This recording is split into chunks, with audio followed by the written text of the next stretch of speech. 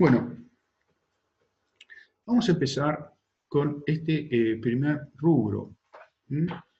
Cuando hablamos de rubro nos estamos refiriendo a una cuenta compuesta del activo, ¿verdad? La primera cuenta compuesta en un orden de liquidez es la cuenta caja y banco.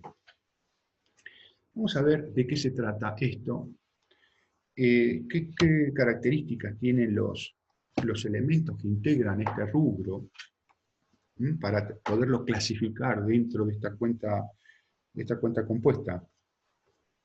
Si vemos el capítulo 12, tiene como título Movimiento de fondos. ¿Sí?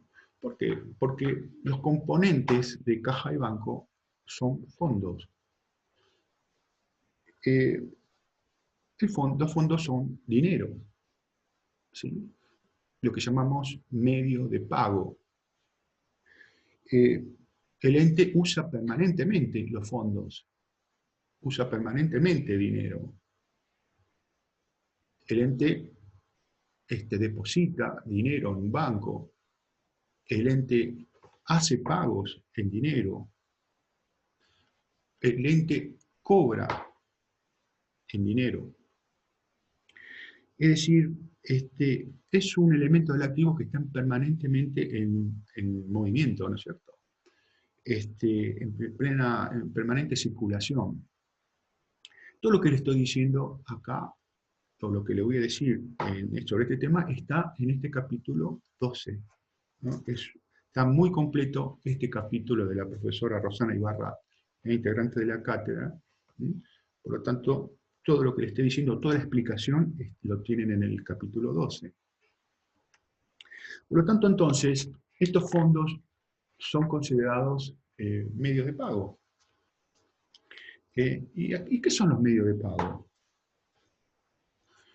Entonces, cuando hablamos de la característica que tienen los elementos que integran este rubro, podríamos decir que las más importantes son dos, que se deben dar de forma simultánea. Dos características para considerar que un activo integre este rubro de caja de banco. Una de ellas, de esa característica, es la inmediata disponibilidad del recurso. Es decir, tener los fondos disponibles para hacer un pago, un depósito, ¿sí? Y la otra característica, el poder de cancelación ilimitada de deuda. Poder de cancelación ilimitada de deuda. Esas son las dos características. Repito, entonces, inmediata disponibilidad y poder cancelatorio ilimitado de deuda. Es decir, no solamente el ente las tiene que disponer, sino que sirvan o tenga efecto de cancelación de deuda o que permitan adquirir otros activos. Esa es la característica, las dos características que hay que tener en cuenta para diferenciarlos de los otros activos que quedan clasificados en otros rubros. Por lo tanto, estos fondos, estos medios de pago, se encuentran en el ente, como también se encuentran resguardados en instituciones bancarias, en los bancos. ¿Sí? Pero, bueno, uno dice, ¿todo lo que está en el banco forma parte del rubro caja y banco? Si hablamos de un depósito en una cuenta corriente, diríamos sí. El dinero que está depositado en una cuenta corriente, el ente lo puede extraer con una tarjeta de débito, o puede emitir un cheque, o puede transferir, entonces está a disposición y tiene poder cancelatorio de pago. Pero si el ente va al banco y hace un plazo fijo a 30 días, ¿sí? El ente no tiene la disponibilidad de esos fondos, sino que la va a tener dentro de 30 días. Por lo tanto, en el momento que se hace un depósito a plazo fijo, ese dinero ya no forma parte del componente caja y banco, sino que va a formar parte de otro rubro que se llama inversiones. ¿Por qué? Porque no cumple con la condición de disponibilidad, de la inmediata disponibilidad. El ente no puede usarlo para un pago, ¿sí? O una compra en plazo fijo. Entonces, es ahí donde juega entonces la temática de este rubro, ¿no es cierto? Identificar qué componentes pertenecen al rubro y cuáles no. Por lo tanto, entonces, cuando hablamos de los componentes, tal cual se menciona aquí, tenemos los billetes, monedas de curso legal y en condiciones de circular, ¿no? Nos estamos refiriendo a billetes o dinero que tengan plena vigencia, no de un billete que se usaba hace 50 años, sino que hoy tenga plena vigencia y que estén en condiciones de circular. Esto quiere decir que si un billete estuviera roto, me falta un pedazo de un billete de 500 pesos, yo tengo un billete, pero no sirve como medio de pago porque nadie lo va a recibir para cancelar una deuda o para realizar una compra. Por lo tanto, entonces, nos estamos refiriendo que integran el rubro los billetes que están en condiciones de circular y tienen plena vigencia, ya sea en moneda nacional como también en moneda extranjera. Estos componentes integran, como ya sabemos, la cuenta caja. Por lo tanto, el ente tendrá la cuenta caja en moneda nacional y la cuenta caja en moneda extranjera. ¿Sí? Por otro lado, también tenemos otro componente en el cual hacía referencia a la última pregunta que mencioné de la teoría, ¿no? Dentro de caja no solamente se integran los billetes y monedas extranjeras o a nivel nacional, sino también forman parte de la caja los cheques recibidos de terceras personas. ¿Sí? Todo cheque recibido de terceras personas que estén en condiciones de ser depositados al día siguiente, forman parte de la cuenta caja. Por eso, en el último punto de la evaluación, se decía que se recibía un cheque por parte de un cliente. ¿Sí? Bueno, esos son cheques de terceros, son cheques de cuentas de terceros. Y hablando, ¿qué es un cheque? ¿No? Si ustedes, hoy no les hice Power, pero la próxima les voy a hacer trabajito de Power, pero como todo esto está en el trabajo práctico, perdón, como está en el libro, ustedes tienen acá, ustedes si tienen el libro, van a ver el cheque. ¿Ven? El cheque tiene una forma rectangular. El cheque es una orden de pago. Es una orden de pago librada por una persona hacia una institución bancaria, que en este caso es el Citibank, como dice el cheque acá abajo, ¿no? Orden de pago librada por una persona hacia una institución bancaria para que le efectúe el pago del importe indicado en el cheque a un beneficiario. ¿Sí? Por lo tanto, entonces, esa es la definición de cheque.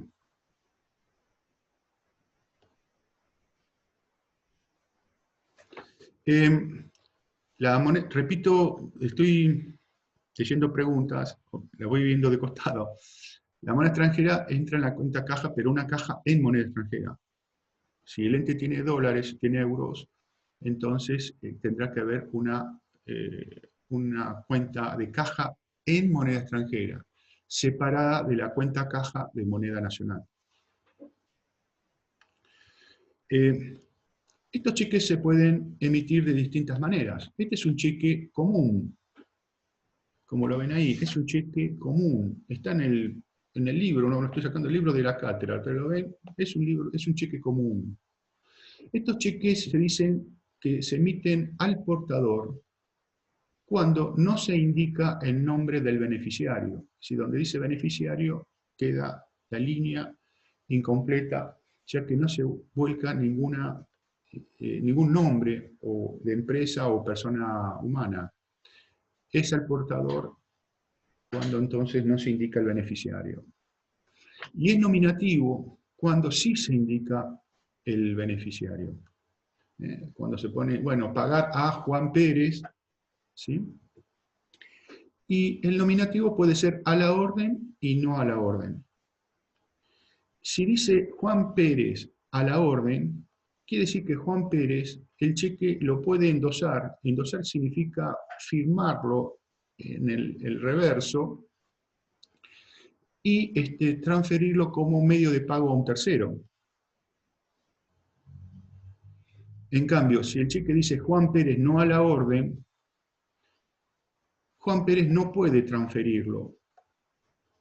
Juan Pérez tiene que cobrarlo por ventanilla o depositarlo en la cuenta.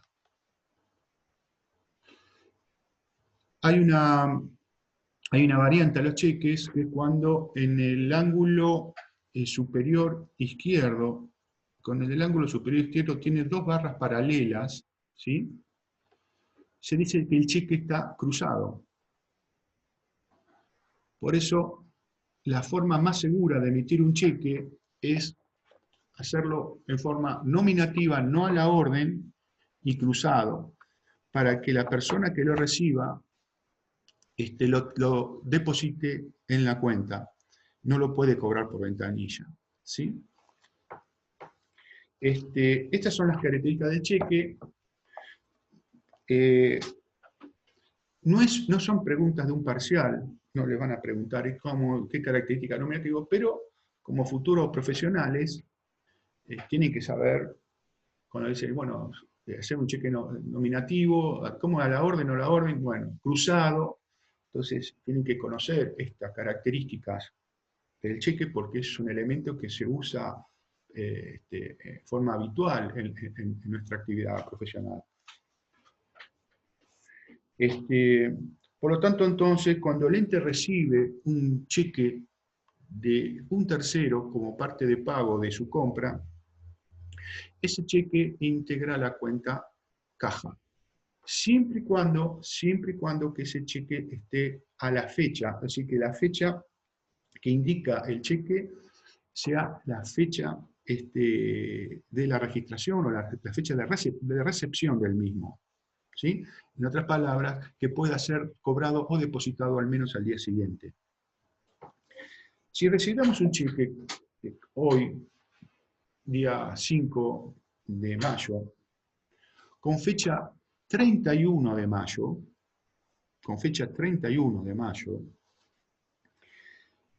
ese cheque, esa cobranza, no puede ser incorporada a la cuenta caja.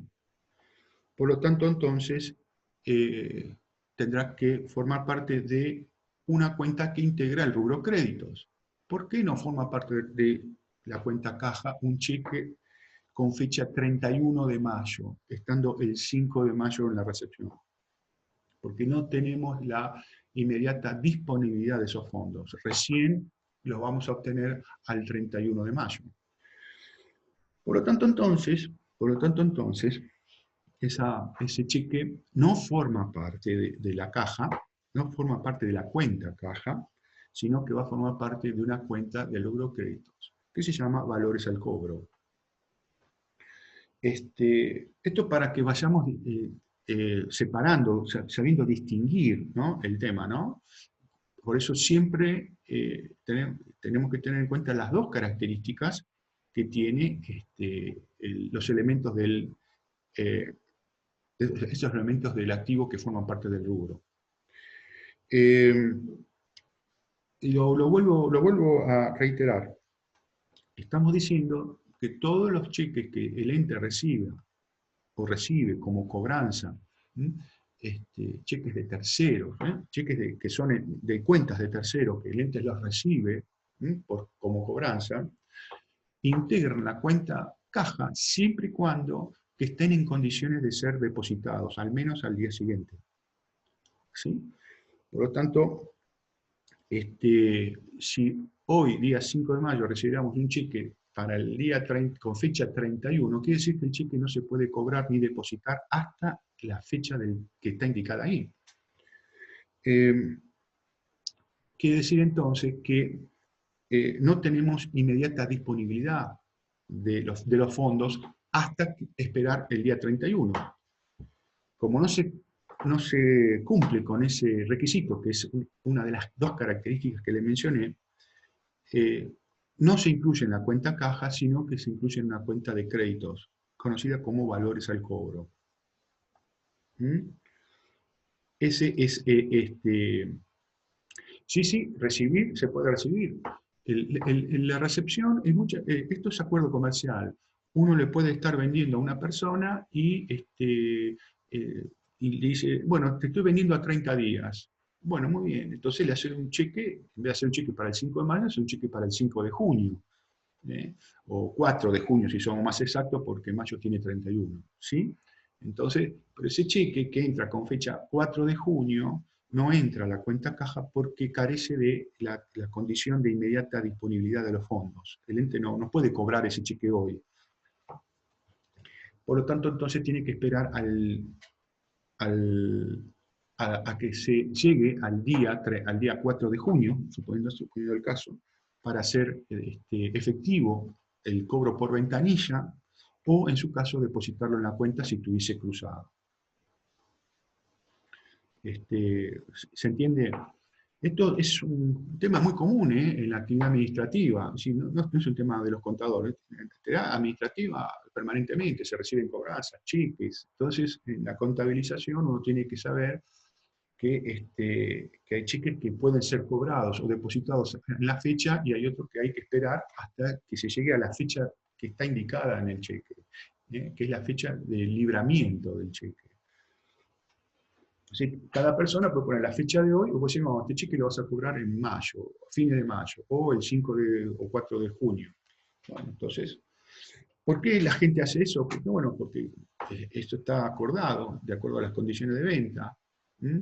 También puede ser que el cliente, cuando realiza el pago, no tiene los fondos en la cuenta y espera tener depósitos para esa fecha y por eso difiere la fecha para que el ente haga efectivo el cobro del mismo. Entonces, ¿el ente qué hace? El ente puede ir con el cheque al banco el día 5 o 4 de junio a cobrar el cheque por ventanilla o directamente depositarlo en la propia cuenta del ente. ¿Sí? Muchos lo que hacen cuando se acerca la fecha de libramiento, suponemos que va pasando los días y vamos llegando al 2, al 3, al 4 de junio, fecha del cheque, pasar ese cheque a caja y sacarlo de valores al cobro, porque es un cheque que ya está en condiciones de ser depositado. Otros directamente ya lo sacan cuando se deposita directamente de valores al cobro al banco. Bien. También hay otro tipo de cheque que lo van a escuchar nombrar, que es el cheque de pago diferido. El cheque de pago diferido se difiere del cheque común. El que vimos recién es un cheque común. El cheque de pago diferido tiene dos fechas. Una, la fecha de libramiento, que puede ser la de hoy. Y la otra fecha es la fecha que ustedes van a poder cobrar el cheque. En el anterior solamente había una sola fecha. Por eso entonces se llama así cheque de pago diferido. Porque el cheque se puede extender hasta el pago del cheque se puede extender hasta 180 días. Quiere decir que si el ente recibe un cheque de pago diferido por parte de un cliente, estaríamos en la misma condición del cheque que recibimos con fecha del 4 de junio. No forman parte de la cuenta caja. ¿Sí? Se lo clasifica en una cuenta de créditos, que actualmente es valores al cobro. ¿Se entiende el concepto? ¿Está bien?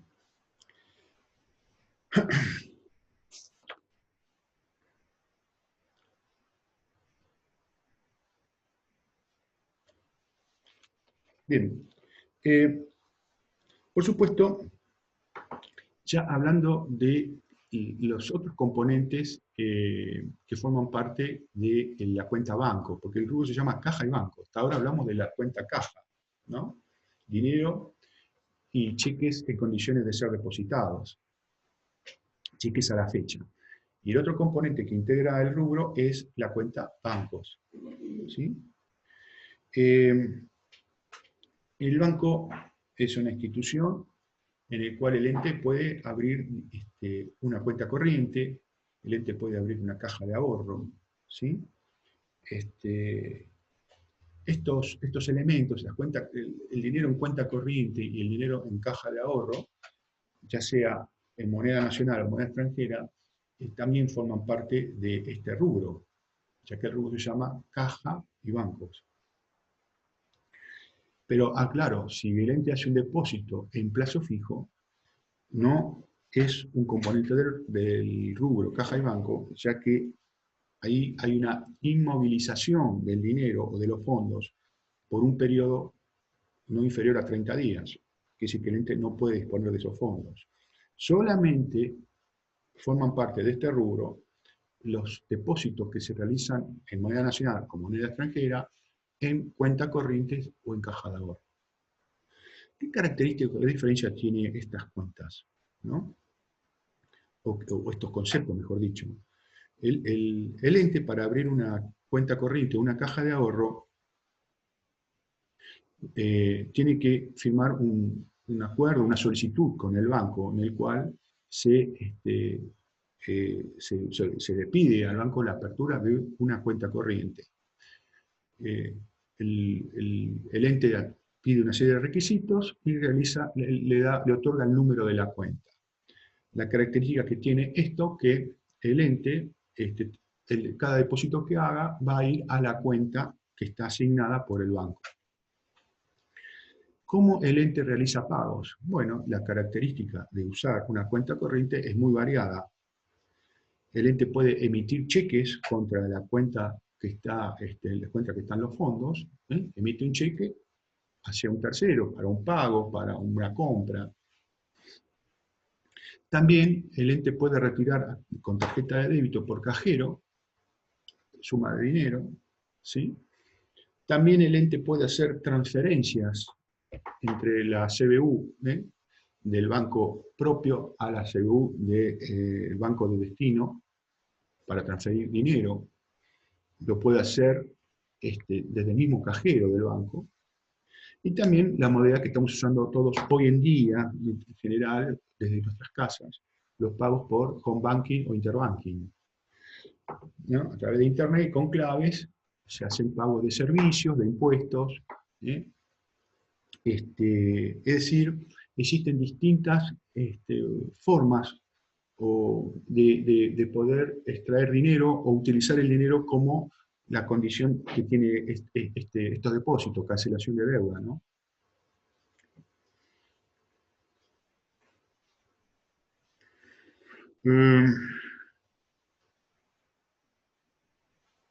Claro, sí, respondo a lo que Luisina pregunta.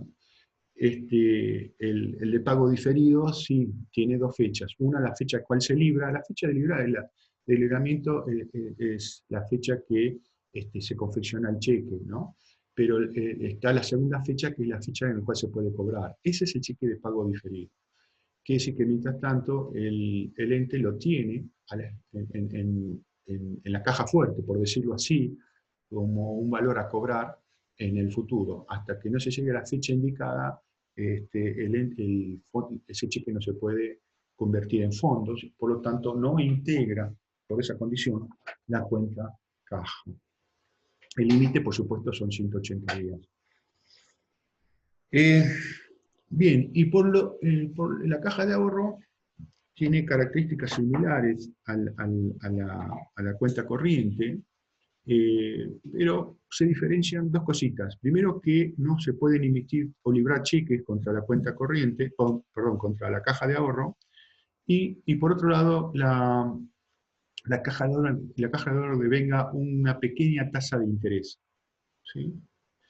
Esta caja de ahorro fue creada hace mucho tiempo, para que, estoy hablando, no sé, años 40, 50, cuando no había inflación, entonces cada trabajador, cada operario, cada empleado, tenía su propia caja de ahorro, donde resguardaba su plata, el ahorro para el futuro, ¿no?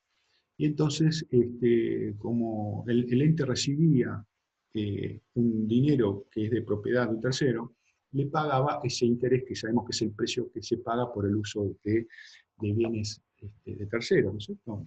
Por lo tanto, entonces, mientras ese dinero permanecía en poder del banco, en condición de caja de ahorro, el banco le paga una pequeña, minísima tasa de interés. Las cajas de ahorro las pueden abrir las personas humanas. Nosotros individualmente podemos ir a abrir una caja de ahorro. De hecho, todo trabajador hoy en día tiene una caja de ahorro en el cual el empleador le transfiere los fondos cuando cobra los sueldos. Pero también podemos abrir cuentas corrientes, ¿sí? Las personas humanas. Pero las sociedades solamente pueden abrir cuentas corrientes, ¿eh? Las sociedades solamente pueden abrir cuentas corrientes. Al igual que las cuentas corrientes, se pueden hacer transferencias, se pueden hacer pagos por home banking, ¿sí? Transferencias a cuentas de destino o transferencias a cuentas propias, ¿no? Así que ese es el movimiento de lo que es la caja de ahorro, que puede ser como en moneda extranjera o en moneda nacional. Eh, para no ir, vamos a ir echando con un poquito con el práctico, así vamos desarrollando un poquito también, o dando respuestas a las preguntas. Yo igual estoy atento a cualquier duda que se presente, ¿sí? Dice la tarea 1, en el punto A, ¿qué comprobante respalda la mayoría de las variaciones patrimoniales relacionadas con los medios de pago? Diagrame su contenido en una hoja adicional. Es decir, acá hay un comprobante que es base en este tema. Toda entrega o recepción de dinero se respalda a través del comprobante que se denomina recibo. Cuando tenemos un recibo original es porque fue librado por un proveedor hacia el ente, producto del pago que el ente le ha efectuado. Es decir, que esa es la característica de un recibo original.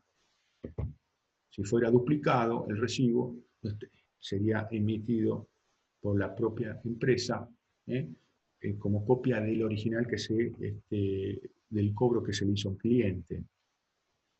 El recibo hoy en día debe de tener todos los datos, debe tener los datos del emisor, número de quit, números de inscripción en ingresos brutos, es decir, requisitos que la FIP establece como exigencias para darle valor. No podemos hacer un papel en blanco y decir recibí, tiene que tener, tienen que estar prenumerados, ¿sí?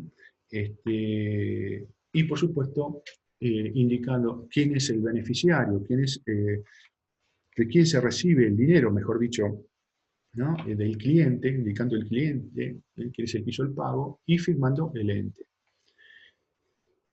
Esas son las condiciones que tiene que estar. Un recibo que no está firmado no tiene validez. Bien. Después tenemos el punto B. El punto B dice, indique si los siguientes elementos forman parte de la cuenta caja y banco, para el ente propietario de los mismos. Y en caso de no serlo, fundamente su respuesta en base a las características de estos activos. Ya teniendo en cuenta la característica que yo le mencioné, habría que analizar si estos 6 casos son componentes del rubro o no. Entonces les pido para que sí participen un poco ustedes. Me dicen sí o no, de acuerdo a si les parece que son integrantes o no del rubro los conceptos que les voy a mencionar ahora. Primer caso, a ver. Dinero depositado en caja de ahorro en bancos e instituciones de crédito. ¿Es o no integrante de caja y banco. Bien, es integrante de caja y banco. Si hay alguna duda, me lo planteamos. El segundo punto, cheques extendidos a la orden de la empresa, recibidos de clientes, existentes en caja para ser depositados el próximo día hábil. Próximo día hábil. ¿Es o no un componente del activo de acuerdo a lo que estamos hablando? Componente de caja y banco. Correcto. Entonces, ¿por qué es un cheque de tercero en condiciones de ser depositado en forma inmediata? Ahora, dinero depositado en un plazo fijo a 180 días. ¿Es o no un componente de caja y banco? Perfecto. Para los que no entienden o no conocen la operatoria, el plazo fijo es una operación de inversión en un banco. El ente o una persona humana puede ir a cualquier institución y constituir un plazo fijo, entregando una suma de dinero y esa suma de dinero queda inmovilizada por lo menos por 30 días. El banco a su vencimiento le reintegra el importe, si lo quiere retirar, más un interés. Por lo tanto, o lo renueva el plazo fijo o retira el dinero. Quiere decir que ese dinero que se colocó en el banco bajo este tipo de operatorias pierde la inmediata disponibilidad, ya que el ente no puede usarlo como para cancelar deuda o realizar compras. Bien, voy a otro caso más. Billetes y monedas en moneda extranjera, en condiciones de circular. Un billete de $100, euros, ¿forma parte o no? Muy bien, también sí, me salté uno, ¿cierto? Disculpen, cheques diferidos a 180 días, extendidos a la orden de la empresa recibidos de los clientes. Lo que hablábamos hoy. ¿Entra o no entra en el rubro? No lo podemos incorporar por el solo hecho de que pierde disponibilidad, ¿no es cierto? Inmediata disponibilidad de fondos. Hay que esperar 6 meses. Y por último, dinero depositados en cuenta corriente en bancos e instituciones de crédito de Argentina. Es decir, el primer caso era en caja de ahorro y en este caso es en cuenta corriente. ¿Qué les parece? En cuenta corriente los tenemos también. O sea que, perfecto. Entonces ahí tenemos clarito cuáles son las características, ¿sí? Que tienen que tener los recursos financieros para ser considerados integrantes del rubro. Bueno, ¿qué cuentas utiliza el punto C? ¿Qué cuentas utiliza un ente para mejorar el control del dinero en efectivo? ¿Sí? Bien. Es decir, ustedes conocen la cuenta caja. Bien. En la cuenta caja, si ustedes leen Follow Newton, la cuenta caja se refiere al lugar donde se resguardaba el dinero. Yo ya esto lo hablé y lo conté, no voy a hacer detalle, en épocas antiguas donde se guardaba el dinero en caja fuerte. Por lo tanto, hace referencia al espacio en el cual se resguarda el dinero. Por eso se llama caja. Pero existen 3 cuentas que son fundamentales para cumplir con este control del dinero. La primera cuenta es una cuenta que es similar a la de caja, pero no se llama caja, se llama recaudaciones a depositar. En esta cuenta se recibe todos los valores en fondos, dinero, moneda, cheque de terceros a la fecha, pero que van a ser depositados en forma inmediata. En la cuenta caja, la diferencia es que el ente recibe dinero y que ese dinero lo destina tanto al banco como a hacer pagos. En este caso, la cuenta de control que conviene utilizar para un mejor control interno de los fondos es la cuenta recaudaciones a depositar, para reflejar las cobranzas o entradas de dinero que son depositadas al banco en forma inmediata. La segunda cuenta es la cuenta del banco, para poder librar cheques contra los depósitos efectuados. si el ente abre una cuenta en el Banco Nación, tendremos la cuenta Banco Nación, cuenta corriente. Entonces, si hay que hacer un pago, el ente emite un cheque. ¿Sí? Entonces, hasta ahí estamos bien. ¿Sí? Todo lo que entró se deposita. Por eso se llama recaudación a depositar, la cuenta. Y por otro lado tenemos la cuenta de banco para emitir cheques. Ahora bien, la pregunta es, si el ente tuviera que ir a comprar una lapicera o una cajita de lapiceras para el sector administrativo, puede valer 200 pesos, uno va a ir con un cheque a comprar un artículo de librería, hoy es probable que el dueño de la librería no le acepte cheque. Por lo tanto, me refiero a eso como también puede ser una brochadora o puede ser un repuesto de ganchitos para la brochadora. Es decir, elementos, comprar una lámpara que se quemó en la administración. ¿Sí? No se va a ir a la casa de iluminación con un cheque para comprar una lámpara que vale 100 pesos, 80 pesos. Por lo tanto, entonces, ¿qué hacemos? Ahí tenemos que tener una tercera cuenta habilitada, que se llama, es parecida a caja chica, es fondo fijo. Fondo fijo. ¿Sí? También puede ser caja chica. ¿Sí? ¿Qué diferencia hay entre caja chica y fondo fijo? La característica similar entre ambos es que son fondos destinados a pequeñas compras. Pero la diferencia que hay entre ambos es que la caja chica puede ser variable. Puede haber 50, puede haber 100 pesos, puede haber 2.000. En cambio, el fondo fijo tiene otras características que es la que les voy a mencionar. Fondo fijo, como la palabra lo indica, es una suma de dinero fija, administrada por una persona para hacer frente a gastos menores. Gasto como un gasto de librería. ¿Sí? ¿Está bien? ¿Qué es la pregunta B? ¿Qué finalidad se constituye un fondo fijo? Bueno, en parte para hacer frente a gastos menores y también tener un mejor control del dinero que se maneja en la empresa. Entonces, teniendo una cuenta de recaudaciones a depositar, donde todo lo que entra se deposita, nunca va a haber efectivo si no se crea un fondo fijo para gastos menores. Por lo tanto, entonces esta tercera cuenta, que forma parte del rubro, tiene las siguientes características. El fondo fijo es administrado por un responsable. ¿Sí? Las cuentas eran recaudaciones a depositar, la cuenta del banco, contra el cual se va a girar el cheque por los depósitos efectuados, de tal manera que si el ente tiene que comprar mercadería, se emite un cheque. ¿Sí? Si viene un reparador, un servicio de reparación, le emite un cheque. Entonces la persona va y cobra. Porque se supone que el ente no tiene el dinero, o por lo menos no tiene sumas importantes en la administración. Y solamente hay una pequeña suma, puede ser de 4.000, 3.000 o 5.000 pesos, para hacer frente a gastos inmediatos, algún repuesto, algún elemento que los proveedores no admiten cheque para la compra de los mismos. ¿Sí? Esto es en el capítulo 12, ¿sí? Estamos en el capítulo 12 del libro.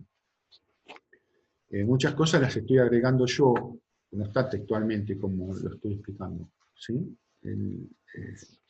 La mayor parte está, pero algún comentario que estoy haciendo no está escrito acá. Por lo tanto, entonces hay llamado un administrador del fondo fijo. Entonces este señor, se llama, por ejemplo, Manuel. A Manuel le damos un cheque de 5.000 pesos y le decimos, Manuel, vos a partir de ahora te haces cargo de los gastos menores. Por eso estos 5.000 pesos forman parte de una cuenta que se llama fondo fijo. La cuenta fondo fijo es una cuenta también integrante del rubro. Aclaro y repito, para destinarlo a gastos menores. Un gasto de librería, un gasto de un repuesto, etcétera, una resma de papel. ¿Sí? Una resma de papel, ¿cuánto sale? 300 pesos. No, el ente no va a hacer un cheque de 300 pesos. tampoco se lo va a recibir el de la librería, entonces tiene que ir con efectivo.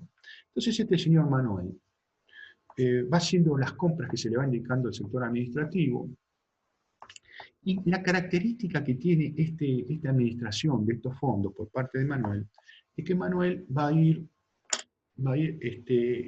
resguardando él mismo todos estos comprobantes que él está efectuando los gastos, es que respaldan los gastos efectuados. Esto quiere decir que mientras Manuel va gastando, el ente no registra nada, no hace registración de los gastos efectuados porque los comprobantes los tiene Manuel. Entonces, ¿cuándo se procede a la registración contable de los gastos que se han efectuado mediante los pagos de la cuenta de fondo fijo o a través del fondo de los 5.000 pesos? Cuando Manuel consume un determinado porcentaje de ese fondo fijo y solicita que le repongan el dinero que gastó, lo que se llama la rendición de cuentas. Cuando Manuel cuando Manuel hace la rendición de cuentas, está entregando todos los comprobantes que él respaldan los gastos que él realizó por las compras que le indicaron hacer. Esto se hace en un formulario, una planilla donde él la firma y abrocha en la hoja todos los comprobantes y lo entrega al sector de tesorería para que le repongan el dinero que él gastó. De tal manera que si él gastó 3.000 pesos, la tesorería le entrega un nuevo cheque por 3.000 para que vuelva a obtener los 5.000 originales que él tenía. A partir de ahí, entonces, se hace la registración contable, ¿sí?, de los gastos que hizo Manuel, gasto de librería, gasto de repuestos, gastos de artículos de limpieza, etcétera, etcétera, etcétera, contra la cuenta fondo fijo. Y después, fondo fijo se vuelve a debitar por el cheque que le vuelven a dar a Manuel de los 3.000 pesos.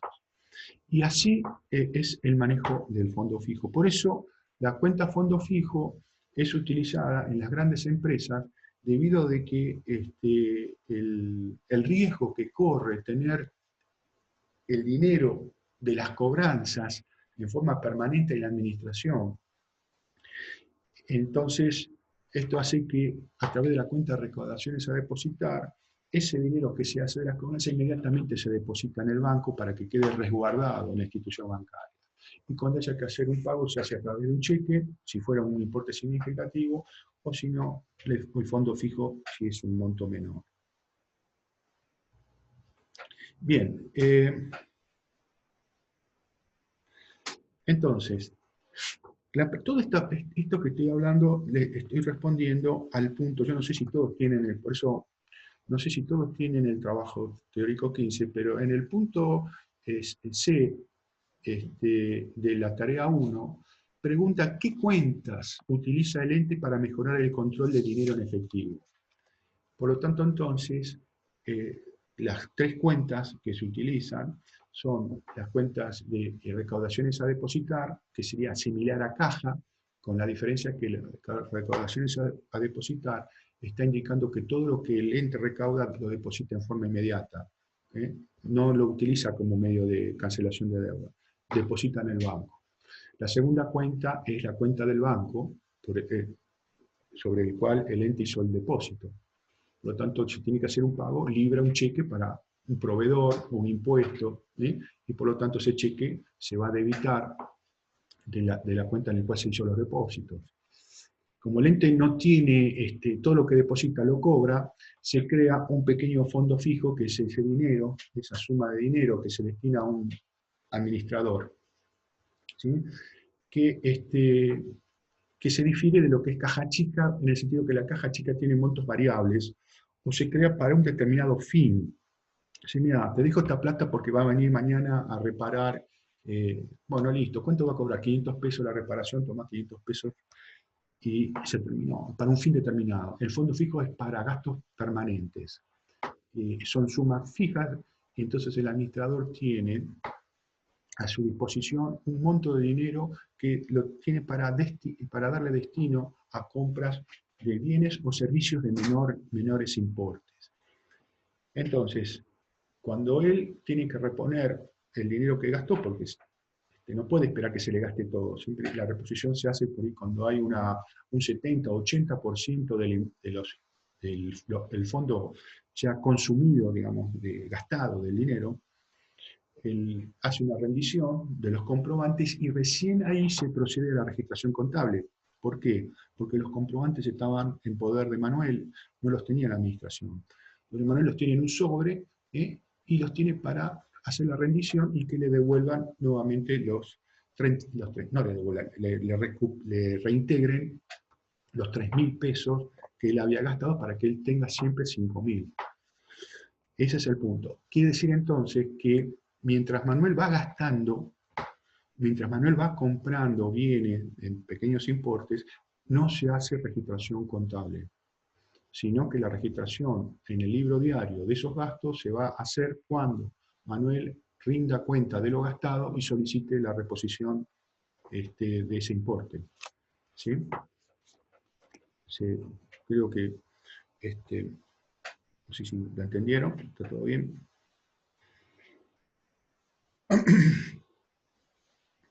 Bien, siempre cuando hablamos de controles internos, el tema del dinero es un tema que le preocupa siempre a los dueños.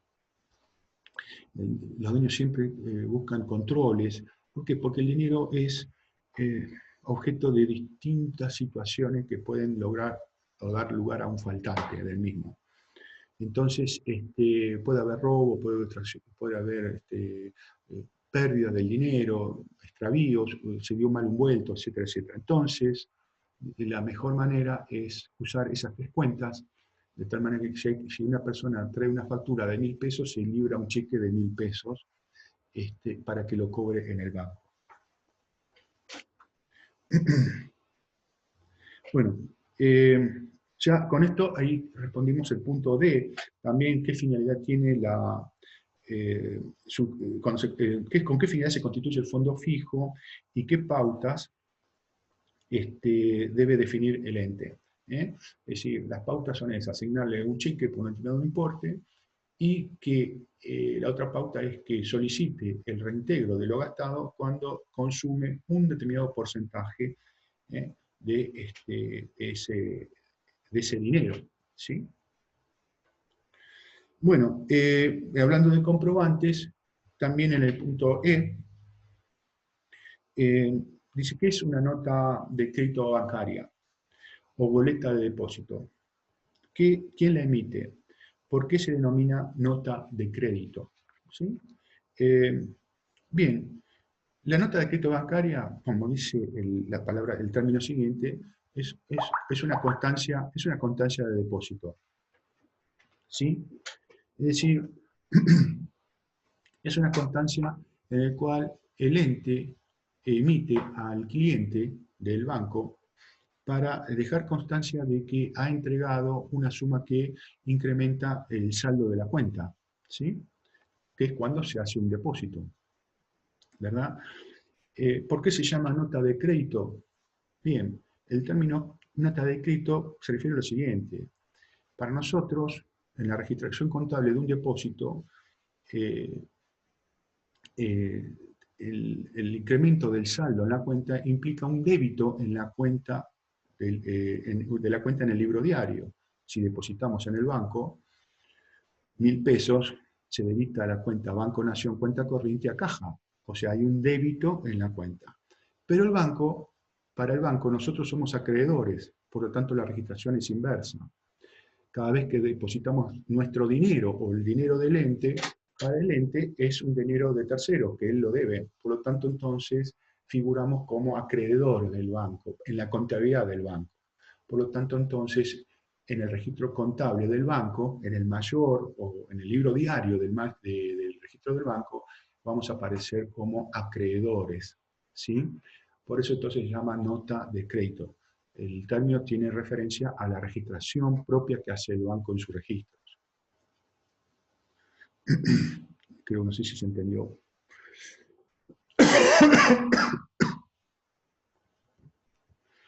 ¿Está bien? Estamos, se entendió, ¿no es cierto? Entonces, ¿por qué si ustedes piden, ustedes llevan una contabilidad, ¿no? Y de acuerdo a sus registros tienen 20.000 pesos en el banco. Eso quiere decir que su saldo del libro mayor de la cuenta banco le va a indicar que tiene un saldo de 20.000. Bien. Si ustedes quieren corroborar eso, pueden llamar al banco. Puede llamar al banco. Decirle, mire, yo soy del ente tal, ¿me puede decir cuánto dinero tengo en la cuenta? Sí, un segundito. Controlan y le va a decir, usted tiene saldo acreedor de 20.000 pesos. ¿Sí? El saldo acreedor es la lectura que hace el empleado del banco en los registros contables del banco. Por eso el ente tiene saldo deudor y como somos acreedores del banco de ese dinero, el banco nos tiene registrado en el haber como pasivo. Por eso entonces está la nota de crédito.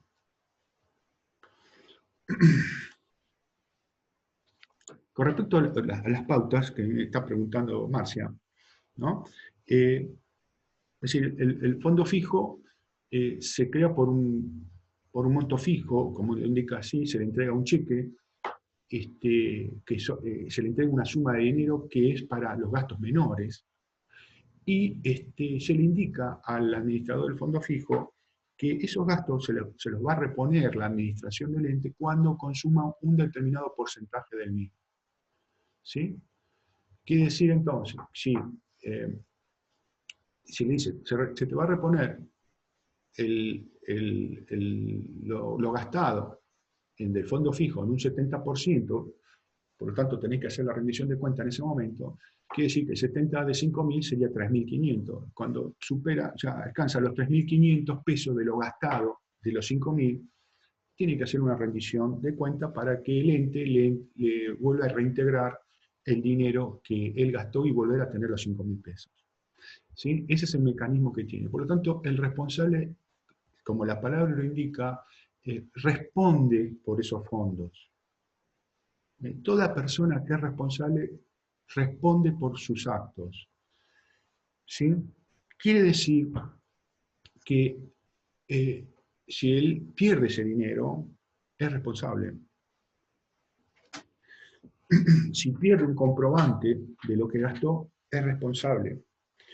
Por lo tanto, si las pautas de la empresa es que, que si pierde el dinero, tiene que responder, en el caso de que pierda parte de esos 5.000 pesos o pierda un comprobante, el importe de esos faltantes se le va a debitar o se lo va a considerar como descontado del sueldo. Por lo tanto, entonces, por eso es el tema de su responsabilidad y el cuidado que debe tener de la plata que él maneja. Tiene que estar permanentemente controlando de que el dinero que usó tenga el comprobante respaldatorio, ¿sí? Porque sabe que va a ser ese documento el que le va a permitir recuperar lo que gastó. ¿Se entiende? El porcentaje, lo que estoy dando de porcentaje es un ejemplo, ¿no? Puede ser 80%, 70%, ¿sí?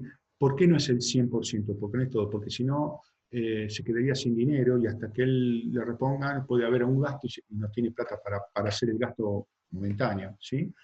No es que todo se produce en un solo instante, en el mismo segundo, uno rinde y ya está el cheque y lo va a cobrar, no. Él rinde, le hacen el control, le emiten un cheque y él tiene que ir con el cheque a un banco, cobrarlo, ahí transcurre tiempo. Por lo tanto, si en ese interín del tiempo tiene que hacer otro gasto, tiene que tener un resto del saldo del fondo para poder enfrentar el gasto menor, ¿se entiende?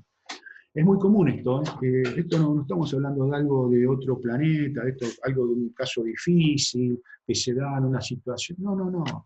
En empresas, en pymes, medianas empresas, ni hablar de las grandes empresas, ¿no? El fondo fijo es incluso hay varios fondos fijos, porque cada sector tiene un fondo fijo para cada uno de ellos, para no depender todo de una sola persona, en empresas grandes, ¿no es cierto?